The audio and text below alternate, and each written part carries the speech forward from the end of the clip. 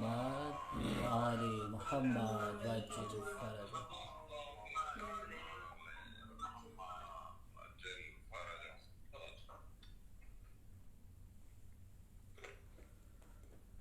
فاتحة.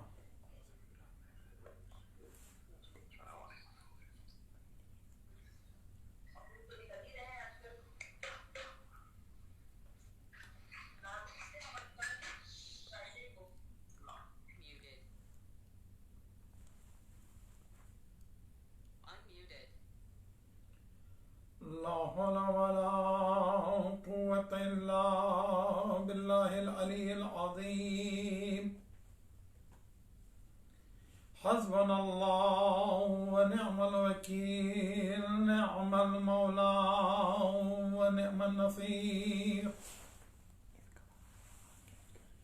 أعوذ بالله من الشيطان الرجيم. بسم الله الرحمن الرحيم.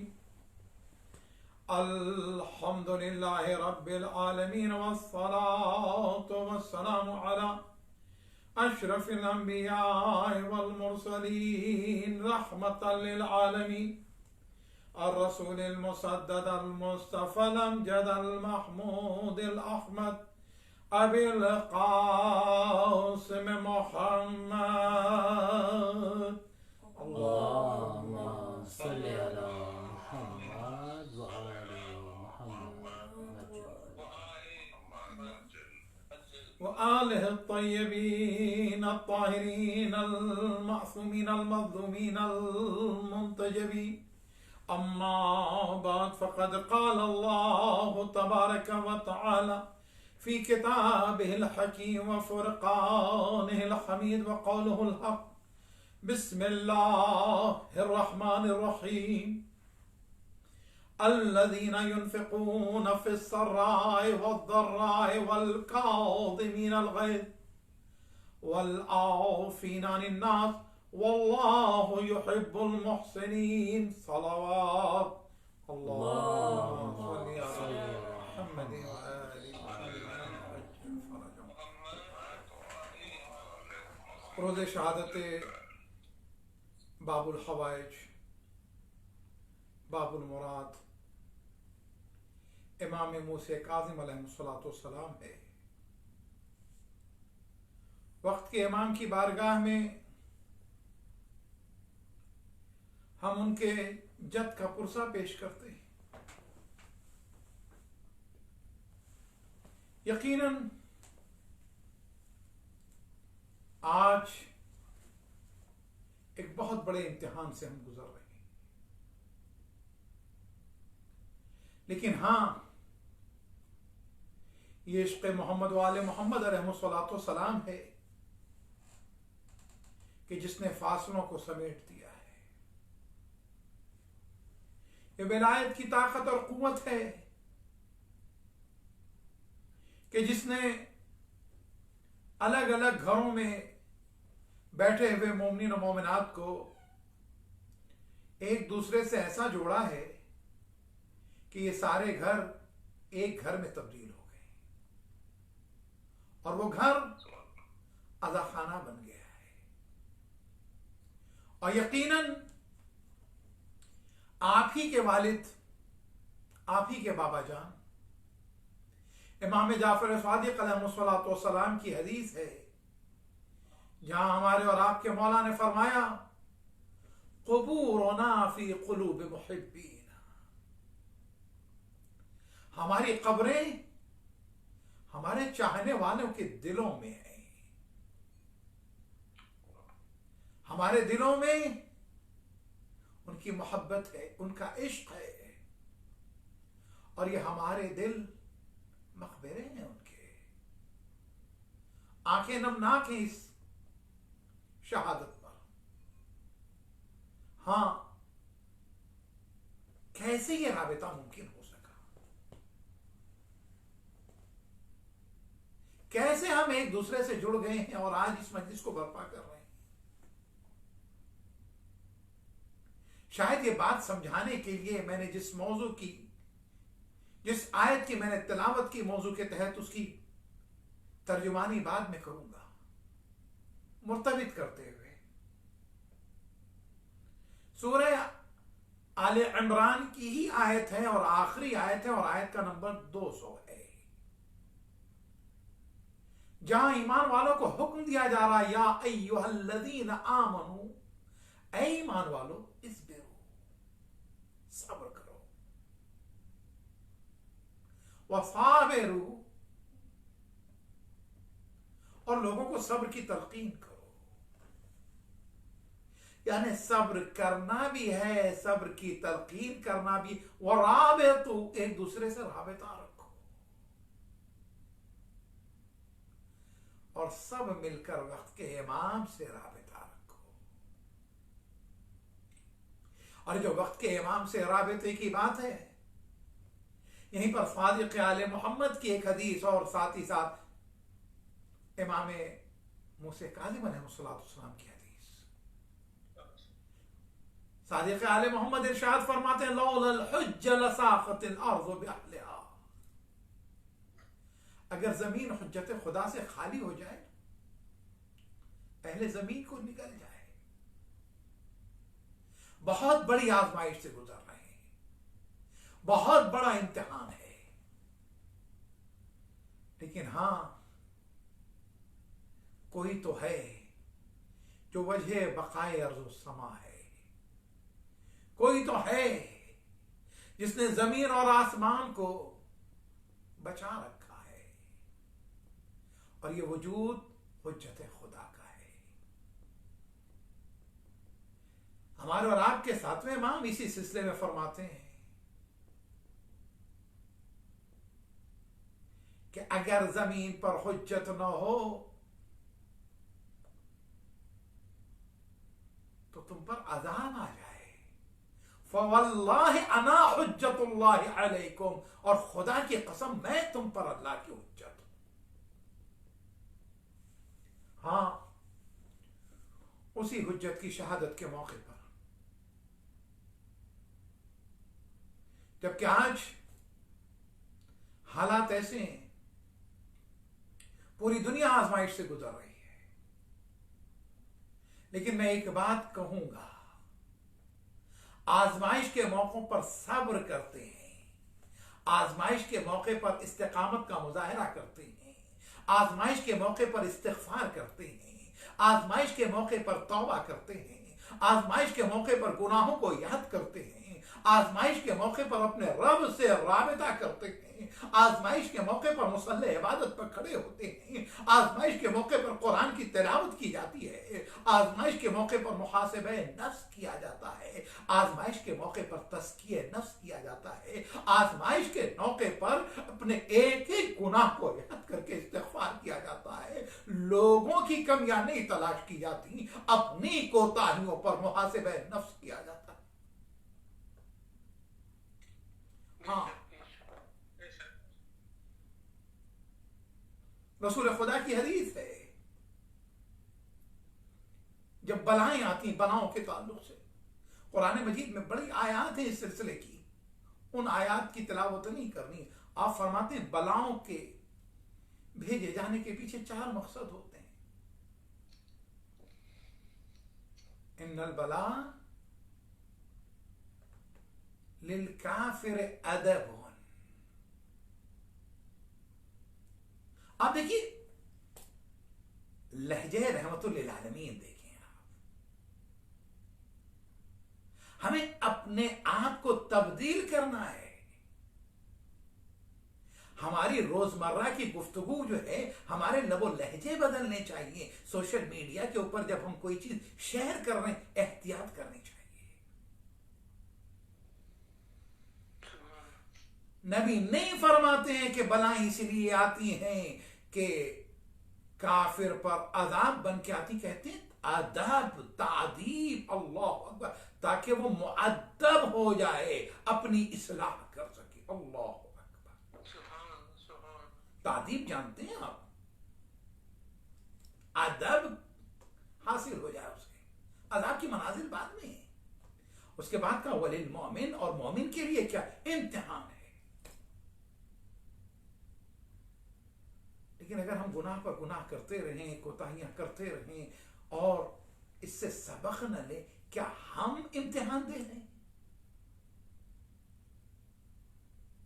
हम ऐसी तमाम पोस्ट से परहेज करें कि जिन पोस्ट के अंदर कहा जा रहा उन पर अजाब आ रहा है, हमारा इम्तिहान हो रहा है। क्या हम इम्तिहान के लायक भी हुए?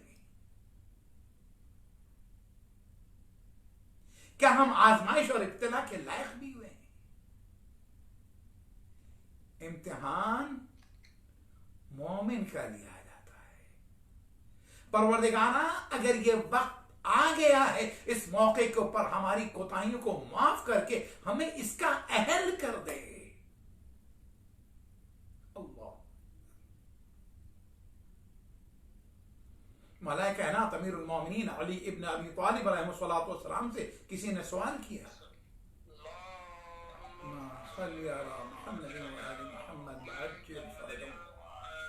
मौला हमें कैसे पता चले कि ये आदाब है या इम्तिहान है? इमाम ने फरमाया, अगर उसके नतीजे में तुम दीन से करीब हो रहे हो, इबादतें बढ़ रही हैं, रब से करीब हो रहे हो, गुनाहों से दूर हो रहे हो, तो इसका मतलब है इम्तिहान है। अगर उसके नतीजे में बेदीन हो रहे हो, गुमराह हो रहे हो, मासियत कर रहे हो, तो इसका मतलब है अदाब है। आया इन चंद दिनों में जो बहुत बड़ा इम्तिहान है, आजमाइश है या तादीब है, इन चंद दिनों में हमारी रोजमर्रा की जिंदगी में तब्दीली आई है? क्या इन चंद दिनों के अंदर जो है हमने अपने हुकूक को अदा किया? आप अंदाजा लगाएं, शायद एक हमारी ये तरबियत की जा रही है, एक तो जमीन हमवार की जा रही है आखिरी हुज्जत के ज़ुहूर के लिए, जो अलाइम बयान किए गए हैं। लेकिन दूसरी चीज जो है, हम अपने घर वालों को वक्त नहीं दे पा रहे थे। शायद कुदरत की तरफ से यह एहतमाम किया गया है, अब अपने घर में रहो, घर वालों को कुछ वक्त तो दो। घर में बैठी मां थी, मां के पास नहीं बैठ सकते थे, शायद कुदरत ने वक्त दिया है, अपनी मां की खिदमत करके तू जन्नत कमा ले।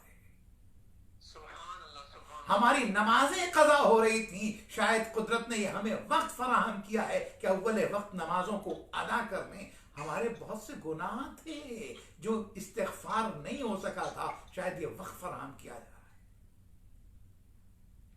है। ये लूट मार के लिए वक्त नहीं दिया गया है, ये शिकमपुरी के लिए वक्त नहीं दिया गया है, ये जखीरा अंदोजी के लिए वक्त नहीं दिया गया। जैसा आप देखें कि एक मुतमद्दिन और सिविलाइज मुल्क के अंदर जो सूरत हाल है, शेल्फ के शेल्फ खाली है। आप और हम ख्याल करेंगे। मुझे बहुत अच्छा लगा जब पहले दिन कोर्स में मेरी बेटी गई और वापस आने के बाद इस बात पे उसे अफसोस नहीं था कि वो खाली हाथ वहां से आई। अफसोस इस बात का था, कहने लगी पप्पा वो जो बूढ़े हैं यहां पर, जो गाड़ी ड्राइव नहीं कर सकते, जिनकी फैमिलीज यहां पर नहीं है, जो कैरर्स के साथ आते हैं, जो 2 हफ्ते में आके अपनी ग्रोसरी ले जाते हैं, उनका क्या होगा? हमें एक बार नहीं मिला, दूसरे बार में ले लेंगे, तीसरी बार में सामान मिल जाएगा। आप अंदाजा लगाइएगा। ठीक है, अब इंतजाम कर दिए 1 घंटे के लिए, लेकिन हाँ, हमें दूसरों के बारे में सोचना है। हाँ, मुझे यहीं पर तो सादिक आले मोहम्मद इमाम जाफर सादिक अलैहिस्सलातु वस्सलाम का वो वाक़या याद आता है।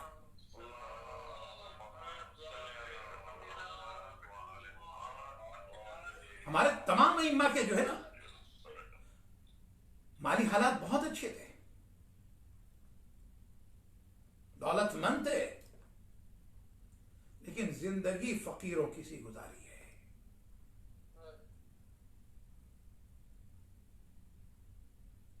ताकि किसी फकीर को एहसास महरूमी न होने पाए।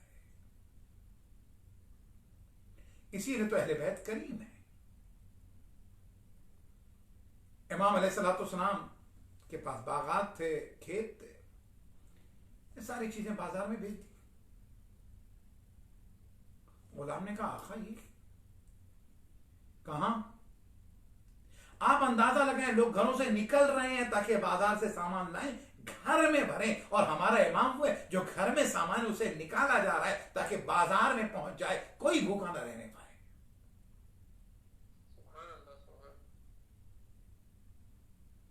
का जब फाका सब करेंगे तो उनके साथ हम भी करेंगे, बल्कि आप तो उस फातिमा के फर्जंद हैं, उन मौलाए कायनात इमाम हसन इमाम हुसैन के बेटे हैं कि जहां खुद फाका किया जाता है, दूसरों की भूख मिटाई जाती है, दूसरों की जरूरत पूरी की जाती है। वयुतइमून अत्तआमा अला हुब्बिही मिस्कीनन व यतीमन व असीरा। सलवात पढ़िएगा आवाज़ बुलंद। अल्लाहुम्मा सल्ली अला मुहम्मदिन व आलि मुहम्मद व अज्जिल फरजा। तो बहरहाल आप अंदाजा लगाएं, कहीं कोई कह रहा है कि बेहतरीन वक्त है कमाने का, मास्क की डिमांड है, ग्लव्स की डिमांड है, सैनिटाइजर की डिमांड है, ये काम छोड़कर उसका आपने देखा कि बहुत सी कंपनियों ने जो उनका पुराना काम था वो काम छोड़कर इन कामों में आ गए, यानी मार्केट इस चीज की है। लेकिन मेरे मौला का गुलाम जाता है तिजारत के लिए, मौला से 1000 दीनार दिरहम की थैली लेकर लाता है, 2 थैलियां क्या है का एक नफा है एक असल है। इमाम ने कहा वो मुझे नहीं चाहिए। आइए यही वो मौका है जहां हम अपनी भी तरबियत करें और लोगों को बताएं कि देखें हमारा दीन क्या बता रहा है, तबलीग दीन का मौका। आइए मैं 7वें इमाम की जिंदगी की तरफ बढ़ रहा हूं तो 2 लोग, एक तो अदब और दूसरे इम्तिहान। वलिल अंबिया दराजतुन, और जब अंबिया के सामने इस तरह की बलाएं और मुसीबतें आती हैं तो उस वक्त क्या होता है, वो दर्जे का सबब बनती है। हजरत इब्राहिम देखे ना, अब्दियत से नबूवत, नबूवत से रिसालत, रिसालत से खिल्लत और खिल्लत से इमामत तक का सफर है, यह आजमाइश और इब्तिला के बाद। वलिल औलिया करामतुन, और औलिया के लिए करामत है। लेकिन हां, जब इंसान एरोगेंट हो जाता है, मुतकब्बिर हो जाता है, तो अजाब भी आ जाए, मुसीबतें भी आ जाए, परेशानियां भी आ जाए, सबक नहीं लेता। हमें सबक लेना है, इमाम जमाना की ज़ुहूर के लिए आमादा करना अपने आप को। एक और आयत सूरह आराफ की आयत का नंबर 133 है। मुसलसल हजरत मूसा अलैहिस्सलाम और फिरौन और बनी इसराइल और कप्तियों के ताल्लुक से आयात हैं। खुदा कह रहा फारसलना अलैहिमुत तूफान वल जुरादा वल कुम्मला वल ज़फादिया वद दमा आयात मुफस्सलात फस्तकबरू व कानू कौमन काफिरीन। क्या हमारी आंखें खुल रही हैं? हरम में सन्नाटे हैं, हम रो रहे हैं।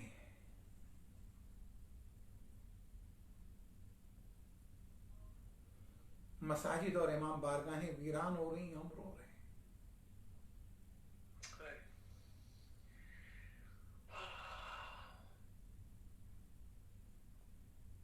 नहीं, आज की इस मजलिस में बाबुल हवाइज का वास्ता देके दुआ करें, परवरदिगारा इस मरज का खात्मा फरमा, लेकिन उस मरज से पहले जो हमारे दिलों में अमराज है ना, उसका भी खात्मा फरमा। इसलिए कि सूरह हश्र के अंदर आयत का नंबर 10 है, जहां हुक्म दिया जा रहा है अपने दुआओं में पढ़ो, रब्बना वला तजअल फी कुलूबिना गिल्लन लिल्लज़ीना आमनू। परवरदिगारा हमारे दिलों में उन लोगों के लिए कीना और कदूरत न डालना जो ईमान वाले हैं। नफरत और कीना कदूरत। अब न कहिएगा कि फला लोगों पर, फला बस्ती पर अज़ाब है। अल्लाह हमारे गुनाहों को माफ करे। 5 किस्म का अज़ाब आया है फिरौनियों पर। अच्छा, इंसान ये कि फिर उसके बाद अपनी इस्लाह कर ले, फिर तब्दील हो जाए, फिर गुनाह की तरफ न जाए। मौला कायनात ने जैसी तारीफ की है तौबा की। जब फिरौनियों पर अजाब आया ना नाफरमानी के नतीजे में, तो पहला अजाब क्या था? वो तूफान। फरसलना अलैहिम तूफान, हमने उनकी तरफ तूफान को भेजा। अब जो सैलाब आया ना, तूफान आया, फसलें तबाह हो गई, मवेशी बह गए, कैटल्स खत्म हो गए। यह आए काम तुम्हारे रब को मान नहीं फिर होने का। बस अपने खुदा से कह दो इस तूफान को टाल दे। हमारे अंदर कहीं फिरौनियत तो नहीं है?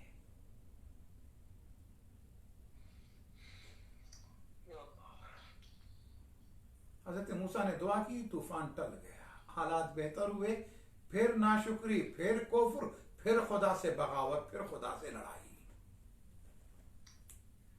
फिर डिसओबीडियंस ऑफ अल्लाह, अनग्रेटफुलनेस। अब फिर अजाब आया। अच्छा देखिए, अजाब के भी तरीके हैं उसके। पहले पानी के जरिए से अजाब भेज रहा, अब क्या किया उसने? जुरात, उसने टिड्डियां भेजी, फसलों को तबाह कर दी। आप अंदाजा लगाएं, जब वो इम्तिहान लेना चाहता है, कभी पानी दे के इम्तिहान लेता है, कभी पानी लेकर इम्तिहान लेता है, कभी नेमतें देकर इम्तिहान लेता है, कभी नेमतें लेकर इम्तिहान लेता है। टिड्डियां आई, फसलें तबाह हो गई।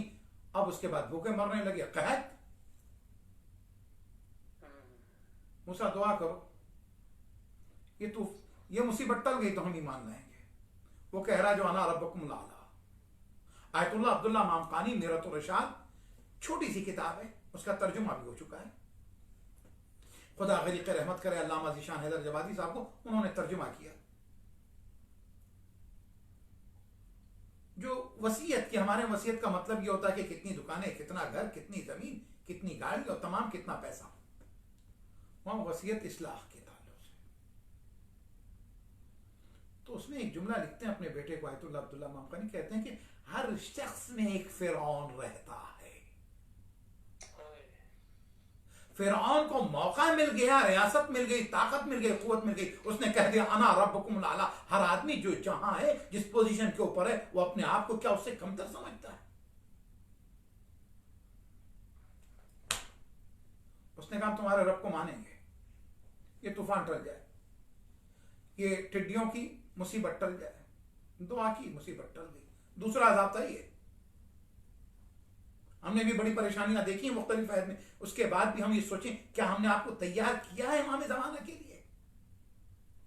आज इस फर्शे अज़ा के ऊपर हम अहद करके जाए बाबुल हवाए से, आप बाबुल हवाए हैं और आज के तमाम मसलों का हल आपके फर्जंद है। हमारा उनसे राबिता मुस्तहकम हो जाए और मुस्तकिल रहे, और इमाम के ज़ुहूर की राहें हमवारों इस लायक हो जाए कि हम उनके हाथों पे बैत कर सकें, इस लायक हो जाए कि हमारी आंखें उनकी ज़ियारत कर सकें, इस लायक हो जाए कि इमाम के लश्कर में शामिल किए जा सकें, इस लायक हो जाए कि उस खैमे विलायत और इस्मत में हमें दाखिला मिल सके।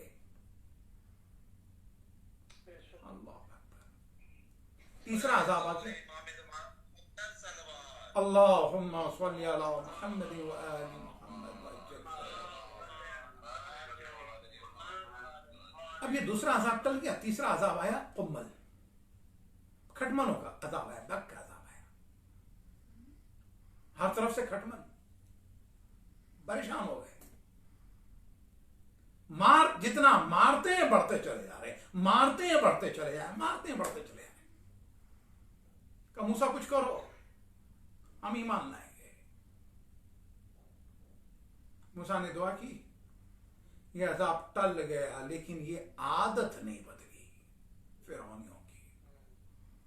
अगला अजाब क्या आया? मेढकों का, वज़फ़ादे, फ्रॉक्स। जिधर देखिए वहां से मेढक निकल आ रहे, जिधर देखिए वहां से मेढक निकल आ रहे। परेशान हो गए, अजाब।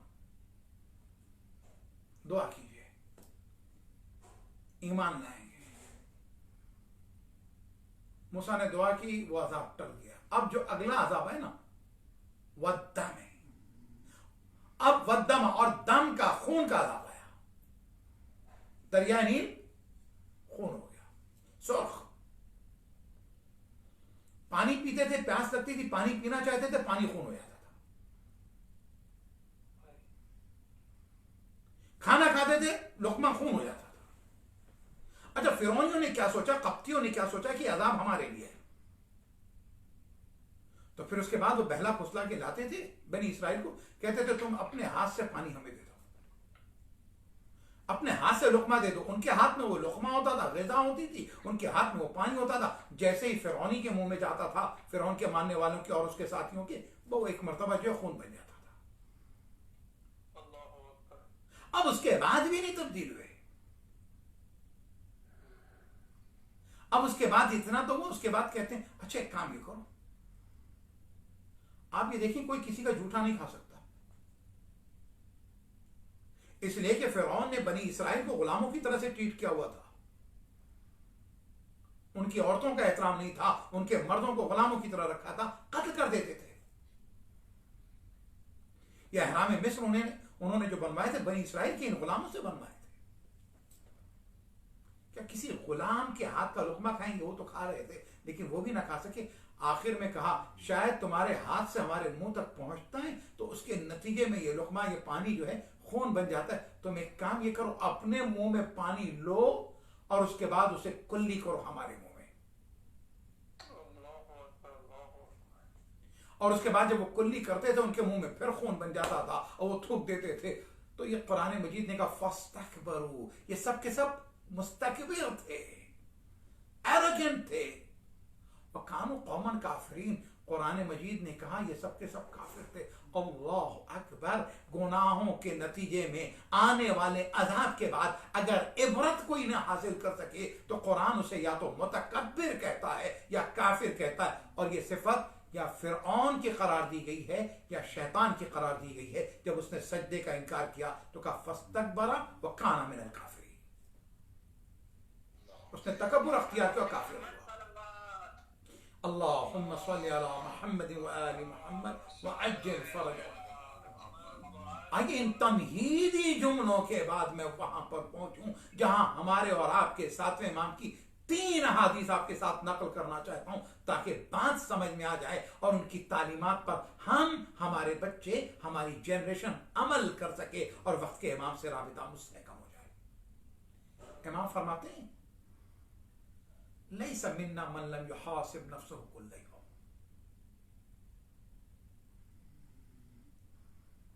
वो हमारा नहीं है, वो हमारा शिया नहीं है जो अपने नफ्स का रोजाना हिसाब न करता। अल्लाह अकबर। हमें रोजाना हिसाब करने का हुक्म दिया गया अपने नफ्स का, एक दिन नहीं। अच्छा, अब तक नहीं कर सके थे, अब तक हम कारोबार जिंदगी में मशगूल रहे, अब तक हम दुनिया की चमक दमक के पीछे थे, अब तक उस दुनिया के पीछे जा रहे थे जहां हमारे और आपके 10वें इमाम ने फरमाया अद दुनिया सुखुन रबिहा फिया कौमुन व खसरा आखिरून। ये दुनिया तो एक बाजार है, इसमें एक कौम है जो फायदा उठाती है, एक कौम है जो नुकसान उठाती है। मुझे तो लगता है हम सब खसारे में जा रहे हैं। आप जानते हैं सूख के माने क्या है? कल्बी अली साहब भी गल्फ में रहे, आप में से बहुत से मोमिन रहे होंगे। इतनी अरबी तो जानते हैं ना, जो ड्राइव करता है, ड्राइवर जो होता है उसे सायक कहते हैं। क्यों? इसलिए कि वो ड्राइव करता, वो खींचता है। सूक को सूक और बाजार इसलिए कहते हैं क्योंकि लोगों को अपनी तरफ खींचता है बाजार। आइए इस दुनिया में रहें और इस दुनिया में रहने के बाद इस दुनिया की खलाजतों से, कसाफतों से अपने आप को महफूज रखें। मौला फरमाते हैं हमारा शिया नहीं है जो अपने नफ्स का रोज हिसाब नहीं, अब तक नहीं कर सके मौला,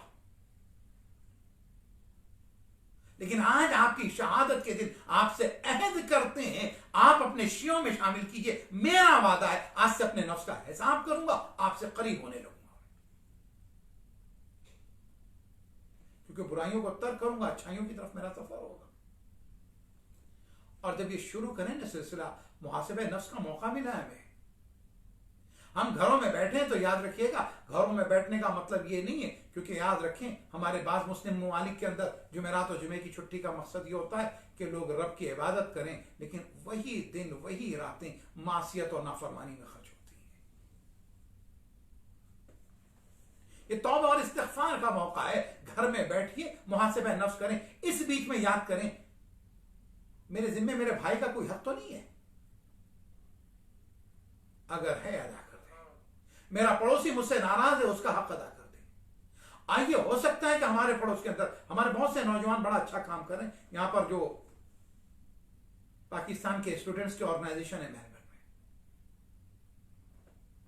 बाकायदा उन्होंने फेसबुक पे और सोशल मीडिया पे अनाउंसमेंट कर दिया है और लोगों के ले जा रहे हैं कि जो जरूरतमंद है सेल्फ आइसोलेशन में जो है, जो क्वारंटाइन किए गए 14 दिन के लिए अपने घरों में बाहर नहीं निकल सकते।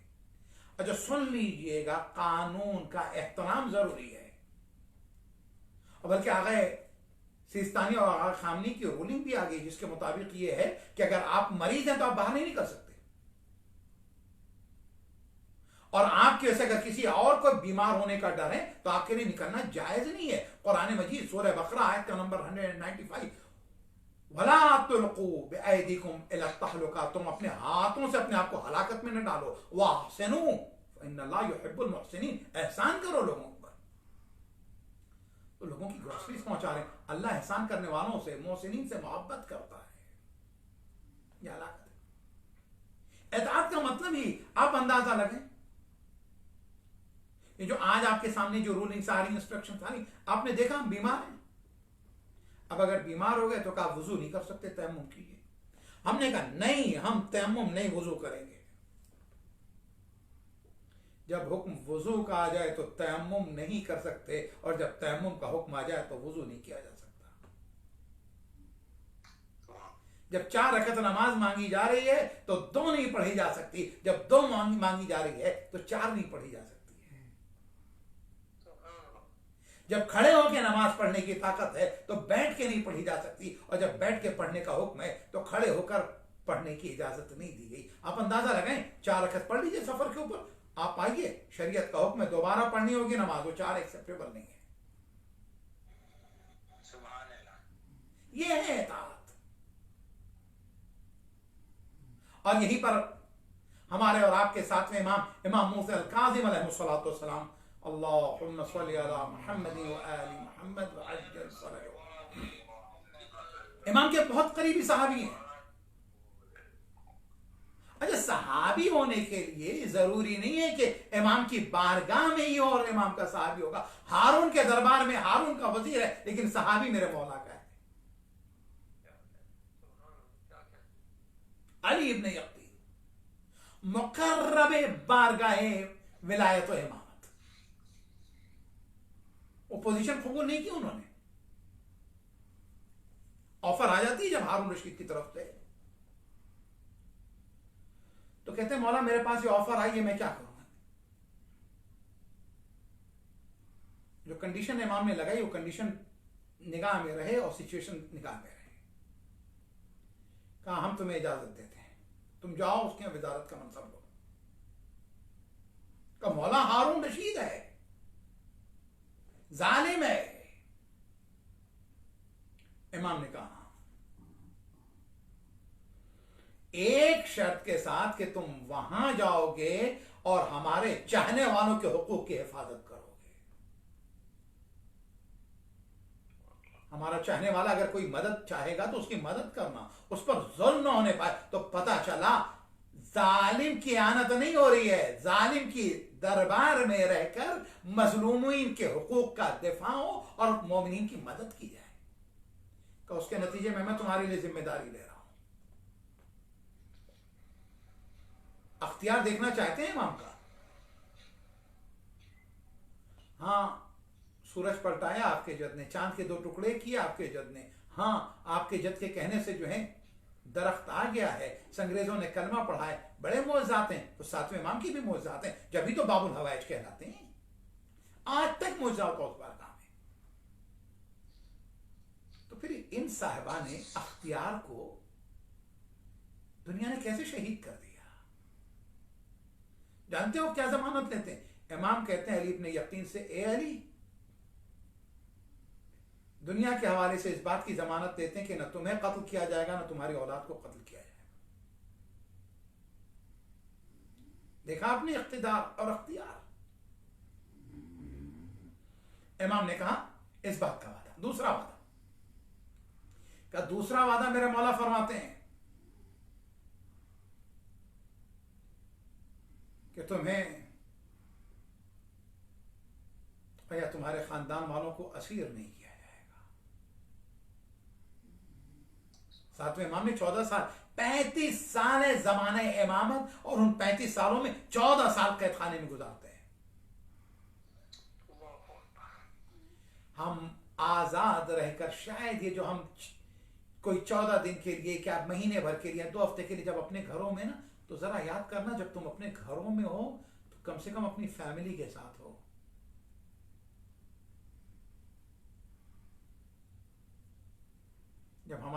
आपके इमाम 14 साल कैद खाने में थे ना, तो बेटा भी साथ नहीं है, बीवी भी साथ नहीं है, भतीजे और भांजे भी साथ नहीं है, चाहने वाले भी साथ नहीं, कैद में 14 साल। और हुक्म क्या है? हर दारोगे जिंदान को हुक्म दिया जाता है कि सख्ती बरतना, लेकिन इमाम थोड़े अरसे रहते हैं, जो शकी है उसका दिल नरम हो जाता है, क्योंकि क्या सुन रहा है? यही सुन रहा है, सुब्बून कुद्दूसुन रब्बुल मलाइकत व रूह, सुन रहा है अल्लाह अकबर, सुन रहा है अल्लाहुम्मा इन्नी असअलुका राहता इंदल मौत वल मग़फ़िरत बअदल मौत, ये सुन रहा है।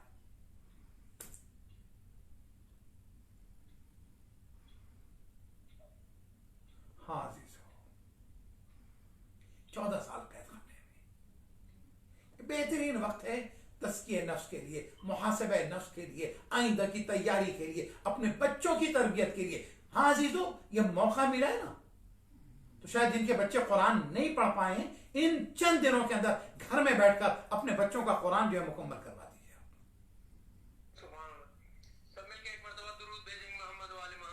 अल्लाहुम्मा सल्ली अला मुहम्मद व आलि मुहम्मद। जिनके बच्चों को सही वुजू नहीं आता है, सही नमाज नहीं पढ़ पाते ना, आपके पास वक्त नहीं था, बैठिए बच्चे का वुजू जो है दिन में 3 मरतबा जब वुजू चेक करेंगे, आइए अपने घरों के अंदर नमाज जमात कायम कीजिए।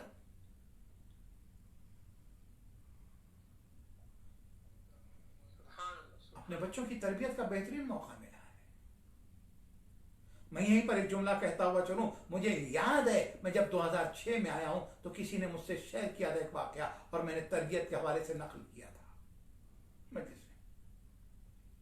हम दुनिया के मामलात में बहुत आगे निकल गए, हम सब भूल गए। हम ये सोच रहे हैं कि जितना पैसा कमा के लेके आएंगे उसके बाद घर में बच्चों को अच्छी जिंदगी दे सके। अच्छी जिंदगी यकीनन उसके लिए अच्छे लिबास की जरूरत है, अच्छी गाड़ी की जरूरत है, अच्छी ग़िज़ा की जरूरत है, लेकिन जिस्म की जरूरतों को पूरी करते वक्त रूह की जरूरतों को फरामोश न कीजिएगा। इन जरूरतों को पूरा करते वक्त याद रखिएगा, क्या आपका बच्चा आपके साथ कुछ वक्त नहीं गुजारना चाहता? मुझे याद है किसी एक साहब ने बताया था कि एक मौके के ऊपर पूरा हफ्ता गुजर जाता था, बच्चे की मुलाकात नहीं हो पाती थी बाप से। एक दिन बच्चे ने कहा, बाबा आप हमेशा बाहर रहते हैं, मुझे कुछ टाइम दीजिए। कहा बेटा मैं तुम्हारे लिए सारा सब कुछ वक्त गुजारता हूँ, मेहनत करता हूँ, कमा के लाता हूँ। कहा बाबा आपको आवर्ती कितना देते हैं? कहा $20 देते हैं। एक दिन बाप ने अपने तकिए के नीचे एक एनवेलप देखा, उस एनवेलप के अंदर $20 रखे हुए थे, और बच्चे ने लिखा था, बाबा मुझे 1 घंटे दे दीजिए।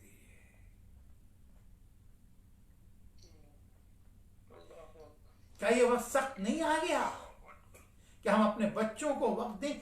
इस वक्त पे तैयार कर लें इमाम के अंसार को, इमाम के चाहने वालों को, इमाम के मददगार को। तरबियत करें अपनी भी अपने बच्चों की। अली इब्न यक़्ज़ीन 2 वादे किए इमाम ने दुनिया के, और तीसरा वादा इमाम ने फरमाया तुम हमारे चाहने वालों की मदद करोगे तो हम तुमसे वादा करते हैं तुम्हारी आखिरत में शिफात करेंगे। दुनिया में भी इक़्तिदार है इनका, आखिरत में भी इक़्तिदार है। मौला आप कायनात के मालिक हैं, आका हैं, आपके वास्ते से बारगाह इलाही में दुआ है, परवरदिगारा हमारे छोटे बड़े गुनाहों को माफ फरमा, परवरदिगारा इस दुनिया में अमन व अमान कायम फरमा, परवरदिगारा मखलूक इलाही को जो इस अज़ाब में मुब्तला है उससे नजात दे दे। दुआएं खुदगर्जी के साथ न की जाए। खुदगर्जी की दुआएं दिलो दिमाग के अंदर तैयार होती हैं, लबों तक रह जाती हैं,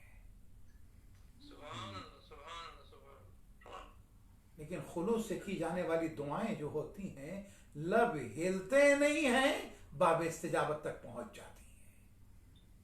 तो आइए खुलूस से सबके हक में दुआ की है। तो अली इब्न यक़्ज़ीन बात हो रही थी ना हुक्म इलाही की इताअत, बाहर निकलना अगर दूसरों के लिए खतरे का सबब है, आप अंदाजा लगाइएगा, पता नहीं हमारी कौन सी मजलिस कौन सा अमल कबूल है, लेकिन यकीन मानिए इस वक्त जो हमने हालात के पेश नजर ये मजलिस की है, यकीनन बारगाह इलाही में मकबूल होगी कि हमने तमाम कवानीन का एहतराम किया है, इंसानी हुकूक को पामाल नहीं किया है। और एक दूसरे से मुर्तबित रहें और इमाम को फरामोश नहीं किया, वक्त के इमाम से राबिता रखा है। हाँ जी जाने सातवें इमाम बाबुल हवाइज, हुक्म इलाही के साथ ना इजाजत दे दी, चले गए। अली इब्न यकीन ने ये नहीं बताया था कि मैं शिया हूं। शियों के हुकूक का इस तरह से दिफा हो रहा है। याद रखें, सब सिर्फ जबानी नारों से जो है तशय्यो नहीं है। कई मरतबा वक्त की जरूरतों को समझते हुए, मसाले वक्त को समझने के बाद हुकूक का दिफा करना वो इमाम को ज्यादा पसंद है। इमाम ने खत लिखा अली इब्न यकीन को। अच्छा, जो साहिब अख्तियार इमाम है, सातवें इमाम के लिए एक रवायत है जहां मिलता है कि चाहने वाला कहता है कि एक शख्स आया, क्योंकि इमाम बहुत सख्त दौर से गुजर रहे हैं। चाहने वाला कहता है कि एक शख्स आया और उसने कुछ सवालात का एक पर्चा इमाम के हवाले किया है। इमाम ने क्या किया, पर्चा लिया, खोला भी नहीं, पढ़ा भी नहीं, आस्तीन के अंदर से एक पर्चा निकाला कि ये उसके सवाल का जवाब है, खत का जवाब पहुंचा दो। ये हमारे हालात से बाखबर है इमाम, हमारे हालात से बाखबर है इमाम। और माह रजब की जो दुआ है जो छठे इमाम ने तारीफ फरमाई, उसमें भी तो हम यही कहते हैं, या मन अर्जू लिकुल्ल खैर व आमन सखतो इंद कुल्ल शर, या मैं युतिल कसीरा बिल कलील, जो थोड़े के मुकाबले में ज्यादा दे देता है। या मैं युति मन साला है वो कि जो सवाल करने वालों को देता है।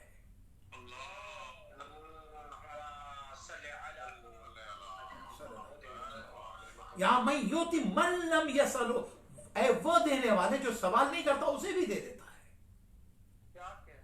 वमन लम यारिफो, जो उसे पहचानता नहीं उसे भी दे देता है। आपका सवाल है ना, अक्सर उसे भी देता। नाफरमान है, काफिर है, मुशरिक है, मुनाफिक है, गुनहगार है, मासियतकार है। अच्छा, हम दूसरों के सारे गुनाह गिन रहे होते, अपना कोई गुनाह नहीं गिनते। यहीं पर सातवें इमाम की एक और हदीस, आगे बढ़ने से पहले मौला फरमाते हैं, दूसरों के मामले में तवज्जो से सुनिएगा क्या फरमाते हैं। इमाम फरमाते हैं, बदतरीन है वो शख्स जिसे लोगों की आंखों का तिनका तो दिखाई देता है, अपनी आंखों का शहतीर नहीं दिखाई देता। लोगों की छोटी छोटी कमियां दिखाई देती, अपनी बड़ी बड़ी कमियां नहीं दिखाई देती। अल्लाह अकबर। आइए दूसरों की कमियां ना तलाश करें, यह वक्त दिया गया है अपने मुहासिबे का, अपनी कमियों को तलाश करने का। और फिर एक जुमला और कहूंगा, हम दुआएं कर रहे हैं परवरदिगारा इस अज़ाब को टाल दे, परवरदिगारा इमाम ज़माना के ज़हूर में ताजिल फरमा। लेकिन एक जुमला और आगे बढ़ के कहता चलूं, मेरा जुमला नहीं, ये भी सातवें इमाम का, और वो आप अपने बाबा से नकल करते हैं। कहते हैं, अद्दाई बिला अमल का रामी बिला वतर, जो बगैर अमल के दुआ करता है वो ऐसा ही है जैसे तीर तो चलाए कमान ना हो। बगैर कमान का तीर हदफ पे, टारगेट पे नहीं पहुंचता। बगैर अमल करने वाले की दुआ अगर हो बेअमल की, वो भी कबूल नहीं होती। कबूल करवाने के लिए अमल शुरू कर दिया।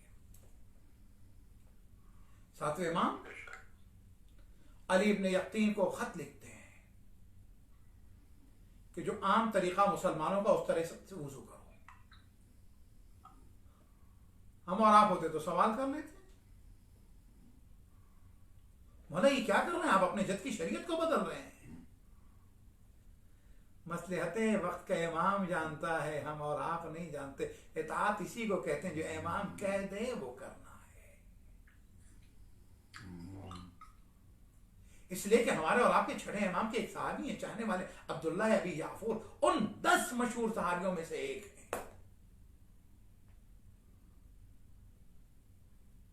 जिसमें ज़ुरारा हैं, अबू बसीर हैं, उस लिस्ट के अंदर हैं जिसमें मोहम्मद बिन मुस्लिम है। उन 10 लोगों में से हैं अब्दुल्ला इब्न अबी याफूर। आइए इताअत का जज्बा तो देखें। एक दिन आते हैं इमाम के पास, एक अनार लेके आते हैं। कहते हैं, मौला ये अनार है, अगर इसमें से आप कह देंगे आधा हलाल है आधा हराम है, तो मेरे लिए आधा हलाल हो जाएगा आधा हराम हो जाएगा। ये है सबमिशन, ये है इताअत। इमाम ने कह दिया कि अब आम मुसलमानों के तरीके से वुजू करो। गुलाम ने शिकायत कर दी, दरबारियों ने शिकायत कर दी कि ये शिया हैं, अहले बैत के चाहने वाले, यकीन नहीं आता तो एक दिन वुजू देख लें। अब जो वुजू कर रहे हैं हारून रशीद आता है तो देखता है कि तो उस तरीके से करते हैं जिस तरीके से वो करता है। बच गए। अब इमाम ने फिर खत लिखा। ये जो हम इमाम को खत भेजते हैं उसका नाम अरीजा है ना। हर दौर में लोगों ने इमाम से राबिता खत के जरिए से रखा, लेकिन अजीब है वो कैसे लोग थे जहां खत के जवाब आते हैं और कैसे हम गुनहगार हैं, हमारे खत का जवाब नहीं आता। मौला हमारा एक खत कबूल हो जाए, इसलिए कि हमारे खतों में जवाब आए कैसे। हमने उस खत में मांगा था कि रिस्क में बरकत हो, वो मिल गया, जवाब तो आ गया।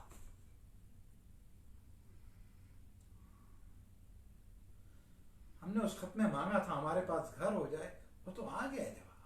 हमारा बेटा टॉप कर, बिल्कुल ये सब कुछ मांगिए, लेकिन एक दिन ये भी मांगिए, अपनी बेटी के लिए हया और इफ्फत मांगिए, अपने नौजवान बेटे के लिए तकवा और इताअत का जज्बा मांगिए, ये भी तो मांगिए। हाँ, अल्लाहुम्मा सल्ली अला मुहम्मद व आलि मुहम्मद व अज्जिल फरज। अच्छा, हारून रशीद ने देख लिया कि उसी के तरीके से वुजू करते हैं तो मुतमईन हो गया। अब कुछ दिनों के बाद जो है इमाम ने खत भेजा। अब इमाम ने खत भेजा तो उसमें एक जुमला लिखते हैं क्या, तवद्दा कमा अमरक अल्लाह। अब उस तरीके से वुजू करो जिस तरीके से अल्लाह ने हुक्म दिया। अल्हम्दुलिल्लाह, हमको कुरान और अहले बैत ने जो दीन दिया, वो कुरान और अहले बैत जो नबी ने हमारे हवाले किया, वुजू कुरान के मुताबिक हमारा। सूरह माइदा कुरान का 5वां सूरह 6ठी आयत है, या अय्युहल्लज़ीना आमनू इज़ा कुमतुम लिस्सलात फ़ग़सिलू वुजूहकुम व अयदीकुम इलल मराफ़िक़। ऐ ईमान वालों, जब नमाज के लिए खड़े हो ना तो अपने चेहरे और अपने हाथ को वअयदीकुम इलल मराफ़िक़, और अपने हाथ को कोहनी से धो लो, और उसके बाद वमसहू बिरुऊसिकुम व अर्जुलकुम इलल कअबैन, और अपने सर का मसा करो और अपने पांव का मसा करो। कहां तक? टखने तक, एंकल तक। तो वो तमाम इमाम ने कुरान मजीद के मुताबिक वुजू का हुक्म बताया कि उस तरीके से करो। वही हारून रशीद के दरबार में एक दिन और इमाम की चाहने वाले की शिकायत चली गई। इमाम ने वादा किया तो वादा किस तरह से पूरा होगा। अली इब्न यकीन को हारून रशीद ने खुश होकर एक लिबास दिया था जिसे खलत फाखरा, हमने उर्दू में पढ़ा भी है, बादशाह वगैरह दिया करते थे। बेहतरीन लिबास होता था जो नोबल क्लॉथ होता था, वो देते थे अपने वजीरों को खुश होकर इनाम के तौर पर। बेहतरीन लिबास। इमाम का चाहने वाला है, इमाम से इश्क है, अच्छा लिबास आया तो कैसे खुद पहनेगा, तो मौला को भेज देते हैं। हम ये नहीं चाहते कि अच्छी चीज मौला की बारगाह में पेश की जाए। भेज दिया। 7वें इमाम के पास आया तो इमाम ने वापस भेजा, और उसके बाद कहा अली इब्न यकीन से, इसे संभाल के रखो, इसकी तुम्हें जरूरत पेश आएगी। अली इब्न यकीन की समझ ही में नहीं आया। अली की समझ में नहीं आया कि ये क्या हो रहा। उन्होंने रख दिया। कुछ दिन के बाद उनके नौकर ने किसी वजह से उनकी शिकायत कर दी और कहा कि तो इमाम मूसा काज़िम इस्लाम के पास इन्होंने वो चोगा, वो खलत फाखरा भेज दिया है, यकीन नहीं आता तो चेक कर लें। हारून रशीद कैसा जालिम, आप अंदाजा लगाइए। वजीर है लेकिन इश्क ईमान के नतीजे के अंदर कैद कर लेता है ताकि घर जाके कोई इंतजाम न कर सके। फिर उसके बाद हारून रशीद जो है कैद करके लेके आता, कहता कि बताएं वो कहां है वो खलत फाखरा। कहा मेरे घर में। कहा मैंने सुना तुमने अपने इमाम को भेजा, पहना क्यों नहीं अब तक? कहा आपकी तरफ से यादगार तोहफा था, संभाल के रखा है। कहा संभाल के रखा तो मैं इसी वक्त देखना चाहता हूं। कहा अपने सिपाहियों को भेज दिए, मेरे घर में फला जगह के ऊपर फला संदूक है, फला संदूक के अंदर मैंने बहुत संभाल कर रखा है। अब गए और नौकर तो खुश है कि नहीं होगा। उसके बाद जो गए तो संदूक खोला गया, उसमें खलत फाखरा जो उसने दिया था वो लिबास मिल गया। 1000 कोड़े का हुक्म दिया गया, 500 कोड़े के अंदर वो गुलाम बन गया। ये इमाम है कि किस तरीके से अपने चाहने वाले से वादा किया, उस वादे को पूरा कर रहे, दुश्मन के शर से महफूज रख रहे। आइए अजीजों, अल्लाहुम्मा सल्ली अला मुहम्मद व आलि मुहम्मद। हम अपने आप को गुनाहों से महफूज रखें, इंशाअल्लाह ताला। इमाम वादा करते हैं इस दुनिया का भी और आखिरत का भी। अब आप देखें, एक सिचुएशन ये है जालिम की, दूसरी सिचुएशन देखें आप, इबादत का मामला है। सफवान जम्माल है, इमाम का चाहने वाला है। जम्माल यानी जमल से, उसके पास ऊंट है, ऊंट किराए पर दिया करता है। हारून रशीद का हज का काफिला जा रहा, आप अंदाजा लगाएं, इबादत के लिए जा रहा। अब जो सफवान जम्माल इमाम के पास आए मिलने के लिए, इमाम ने कहा मैंने सुना कि तुमने अपने ऊंट किराए पर दिए। हारून को जालिम है ना, सफवान ने कहा मौला दिया है, लेकिन वो सफर हज पे जा रहा है। इमाम ने कहा सफर हज पे जा रहा, सफर इबादत पे जा रहा, पैसे दिए? कहा नहीं दिए। कहा फिर? कहा हमारा मुआहिदा ये एग्रीमेंट ये कि जब वो वापस आएगा तो मेरा किराया देगा। तो इमाम ने कहा उसके वापस आने का इंतजार कर रहे हो ताकि ऊंट भी मिले और तुम्हें किराए के पैसे भी। कहां वाला, लेकिन एक नेक मकसद के लिए। कहा इतनी देर के लिए तुम जालिम की जिंदगी चाह रहे हो, लिहाजा ये मुआमला दुरुस्त नहीं है और गुनाह है और जालिम की मदद के जुमरे में आता है। फिर वही जज्बा देखो अब्दुल्ला है अबी याफूर का, फिर वही जज्बा देखो जो हमारे यहां मालिक अख्तर का पाया जाता है। इमाम ने कहा तलवार रोक दी, वही जज्बा मुख्तार। मुख्तार अभी वक्त नहीं आया, मुख्तार ने तलवार रख दी, गए, ट्रांजैक्शन खत्म, एग्रीमेंट खत्म। क्यों? इसलिए कि इमाम का हुक्म है जालिम की इआनत नहीं होनी चाहिए। लेकिन जालिम की इआनत नहीं करना है, हेल्प नहीं करना है, लेकिन हम भी अपने घरों में अपने दोस्त अहबाब और पड़ोसियों के ऊपर कोई जुल्म न करें। समेट रहा हूं गुफ्तगू को, दो बातें इमाम की और बड़ी तेजी से बढ़ जा रहा हूं मैं। एक बात, इमाम कैद खाने में, हारून रशीद ने इमाम को बदनाम करने के लिए एक बदतरीन किरदार की मालिक बदनाम जमाना औरत को भेज दिया ताकि दुनिया में इमाम को बदनाम करे। लेकिन युत्तहिरकुम तत्हीरा जिनके लिए कहा गया, जिनके लिए आयत तत्हीर नाज़िल हुई, ये पंजतन के लिए नहीं, चाहता मासूमीन के लिए आयत है। ये इमाम है कि नमाज में इबादत में लगे, उसकी तरफ कोई तवज्जो नहीं है।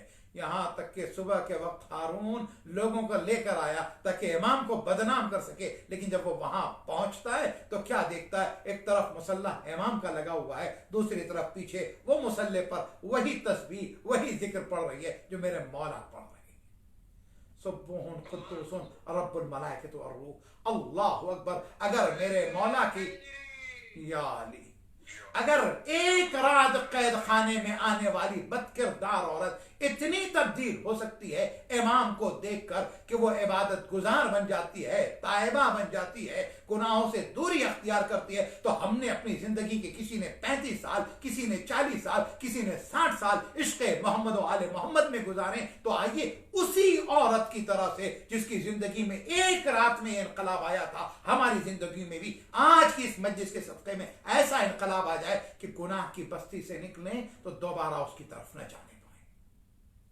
तौबा ऐसी हो जिसे कुरान ने तौबा नसूहा कहा, अमल ऐसा हो जो बारगाह इलाही में मकबूल हो, नियत ऐसी हो जो सच्ची हो और हमारा हर अमल खुदा को पसंद हो।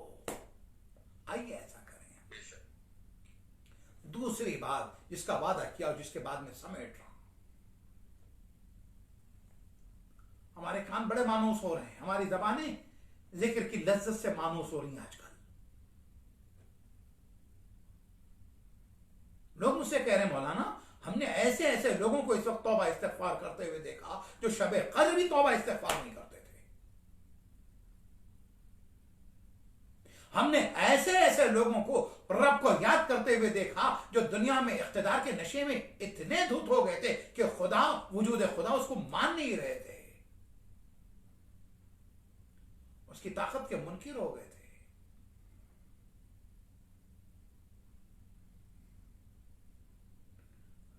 ऐसे ऐसे लोग कि जिनके कान जो हैं म्यूजिक की आवाज से इतने आशना थे कि उन्हें कुरान मजीद की आयत की तिलावत गिरा गुजरती थी। आज अस्कार इलाहिया जो हैं कानों में रस घोल रहे हैं और दिलों में इनकलाब बर्पा कर रहे हैं और फिक्र में तगय्युर आ रहा है। और वो जिस्म जो इताअत खुदा के मुकाबले में पैरालाइज हो गए थे वो मुतहर्रिक हो गए हैं।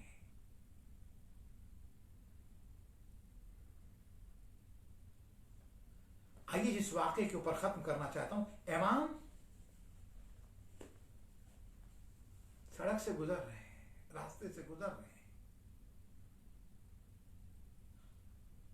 लेकिन एक एक अमल में किस तरह से नसीहत। इमाम जो रास्ते से गुजर रहे हैं तो इमाम जिस घर के करीब से गुजरे उस घर से म्यूजिक की तेज आवाज।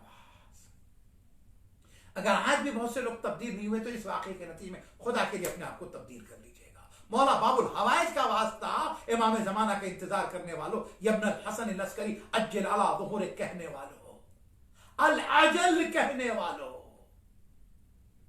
अपने आप को बदलना है। घर से म्यूजिक की आवाज आ रही है, एक औरत वहां से गुजर रही है, इमाम के करीब से गुजरी, वो कचरा फेंकने के लिए आई, तो कूड़ा डालने के लिए। इमाम ने उससे पूछा ये घर आजाद का या गुलाम का है? उस औरत ने कहा आजाद का घर है। इमाम ने कहा बेशक ये आजाद का घर है, अगर गुलाम का घर होता तो अपने आका की इताअत करता। अल्लाह अकबर, तवज्जो रहे जुमला मेरे मौला का। अगर आका का, अगर माल आजाद का घर है, यकीनन अगर गुलाम का घर होता तो अपने आका की इताअत करता। इतना कहा इमाम चले गए। वो घर बिशरे हाफी का था, रईस आदमी था, गुनहगार आदमी था, मौसीकी की बज़्म लगा करती थी। पहुंचने में कनीज के देर हो गई, गजबनाक हो गया। देर क्यों हो गई? कांप गई वो औरत। कहती वजह ये थी कि एक साहब गुजर रहे थे। कहा क्या था, क्या गुफ्तगू हुई है? का कन्वर्सेशन ये हुआ, उन्होंने मुझसे पूछा किसका घर है, आजाद का या गुलाम का? तो मैं कहा तूने क्या जवाब दिया? कहा आजाद का। कहा उन्होंने क्या कहा? कहा उन्होंने कहा यकीनन ये आजाद का घर है, अगर गुलाम का घर होता तो अपने आका के हुक्म की इताअत करता। इमाम का कहा हुआ जुमला, एक जुमला उसकी जिंदगी में तब्दीली ला सकता है। हमने तो कई अहादीस सुनी है, अभी मुझसे पहले कल्बे अली साहब ने भी तो कुछ अहादीस शेयर की हैं दुनिया के हवाले से। तो आइए, हमने ये हदीस सुनी, एक हदीस अगर हमें तब्दील कर ले तो हमारी जिंदगी में इनकलाब बर्पा हो जाएगा।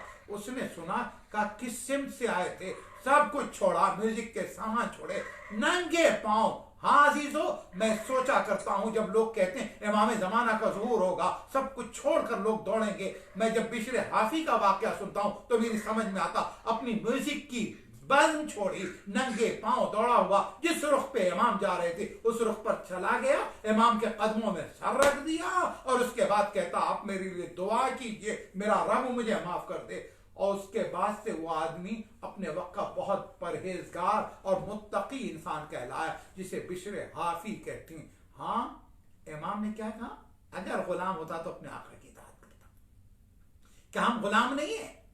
अपने आका की इताअत नहीं करनी चाहिए? इन दिनों में अपने आका की इताअत कीजिए और अहद कीजिए कि सिलसिला टूटने ना पाए। हमारे 7वें इमाम के अलकाब में से एक लक़ब ये भी है अब्द सालेह।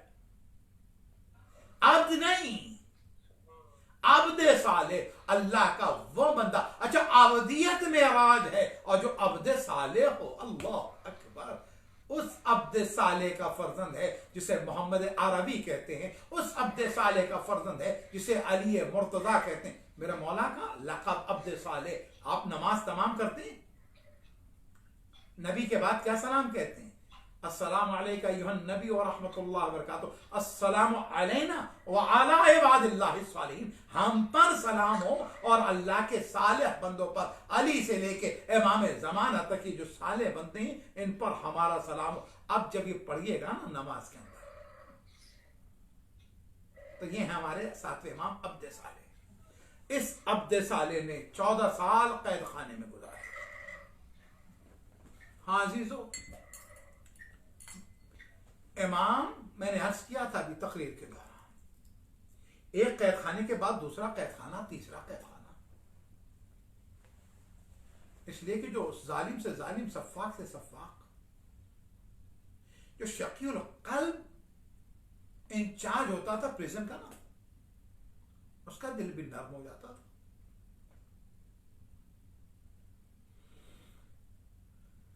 लेकिन आखिर को इस जालिम हारून रशीद ने इमाम को संदी बिन शाहिद के हवाले किया। तारीख कहती बड़ा जालिम था ये इंसान,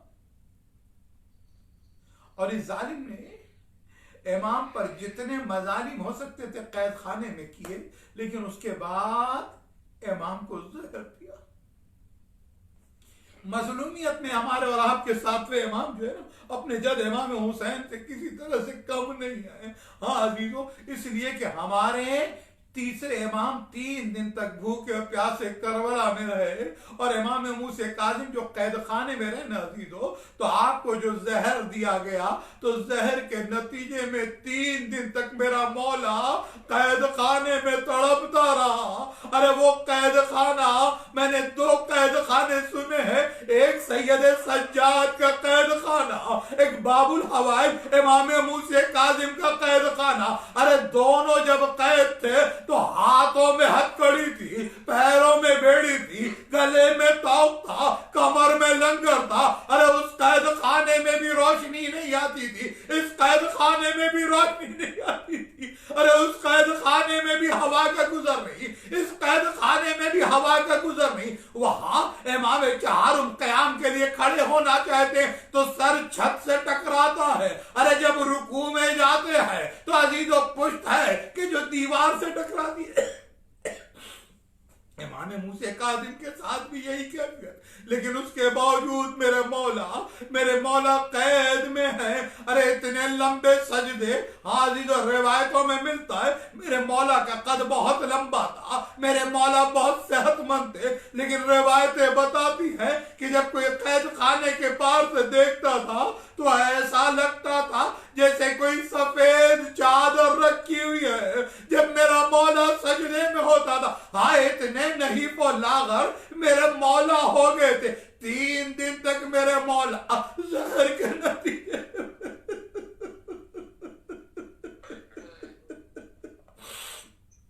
जहर के नतीजे में कैद खाने में तड़पते रहे। अल्लाह पर बेटा भी पास नहीं है, ज़ौजा भी पास नहीं है, चाहने वाले भी नहीं है। अरे किसी ने कतरा पानी का भी न दिया। अल्लाह अकबर। अरे 3 दिन के बाद मेरे मौला की शहादत होगी, लेकिन शहादत के बाद भी हारून का जुल्म कम नहीं हुआ। अजीज, अब जब तुम जाना ना बगदाद, तो बगदाद के जब पुल से गुजरने लगना तो एक मर्तबा मातम करना, ए गरीब इमाम, ए मसमूम इमाम, ए शहीद इमाम, अरे जिसका लाशा, अरे बेगौर कफन, अरे आपके जद का लाशा करबला के मक्तल में पड़ा था, आपका लाशा पुले बगदाद में पड़ा है। ताबूत रखा रहा 3 दिन तक, कोई नहीं है। कुछ इमाम के जनाजे को उठाए। हाँ अजीजों, अरे 3 दिन के बाद रिवायतें मिलती हैं कि एक मर्तबा हारून रशीद के चचाजाद भाई सुलेमान इब्ने सुलेमान ने क्या देखा। बाद रिवायतें कहती सुलेमान इब्ने अबू जाफर, उसने देखा कि इमाम का देखा कि ताबूत रखा हुआ है। वह पूछा ये किसका ताबूत है? किसी ने कहा अरे ये इमाम मूसा काजिम का ताबूत रखा हुआ। बाजीज और रिवायतें बताती एक मर्तबा नंगे पांव अपने महल से निकलने के बाद अपने गुलामों से कहता आओ, अरे फर्जंद रसूल का लाशा पड़ा हुआ है, आओ हम इसे गुस्ल दें, इस जनाजे को उठाए। अब जो एक मर्तबा गुलामों को लेकर चला, मैं एक जुमला कहूंगा मेरे मौला, अरे आपके ताबूत को उठाने के लिए अरे गुलाम आ गए, लेकिन हाय करबला में बेटा मौजूद था, लेकिन लाश के करीब से अजनबी की तरह से गुजार दिया गया। बजज़ाकुमुल्लाह खैरन अहसन जज़ा। एक मर्तबा क्या हुआ, एक मर्तबा उसने कहा जो ताबूत को उठाने के लिए गुलामों ने उठाया, सुलेमान ने उठाना चाहा, ताबूत उठ नहीं पा रहा। ताबूत इतना वजनी क्यों है? मेरा आका तो बहुत दुबला हो गया था, मेरे आका तो बहुत कमजोर हो गए थे, वजनी की। अब जो चादर हटाई तो क्या देखा, अरे गले में तोक था, अरे हाथों में दोहरी हथकड़ियां, पाँव में दोहरी बेड़ियां, हद्दाद बुलाए गए, हथकड़ियां काटी गई। अल्लाह अकबर। उधर इमाम रजा मदीने से आगे गुस्ल हो गया, इमाम ने नमाज पढ़ाई, इमाम ने नमाज पढ़ाई, सातवें इमाम का जनाजा लेकर गुलाम चले, इमाम को लाकर कौदमैन में दफन कर दिया गया। मैं इमाम रजा को उनके बाबा का पुरसा दूंगा। ए मौला, अरे आपके बाबा अरे बहुत मजलूम है, आपके बाबा बहुत मजलूम है, क्योंकि 14 साल कैद खाने में गुजारे। लेकिन ए मौला बताइए, जब आपके बाबा को शहीद किया गया तो क्या शहादत के बाद लाश पे घोड़े भी दौड़ाए गए थे? ए मौला, क्या आपके बाबा की शहादत के बाद खैमों की तरह आग लगी थी जो करबला में लगी? ए मौला, किसी ने आपको न ताजियाना मारा, पुरसा देने वाले लोग आए।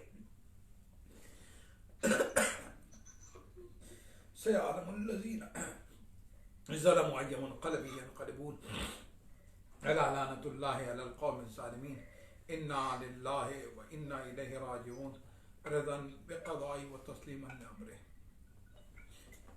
मातम हुसैन।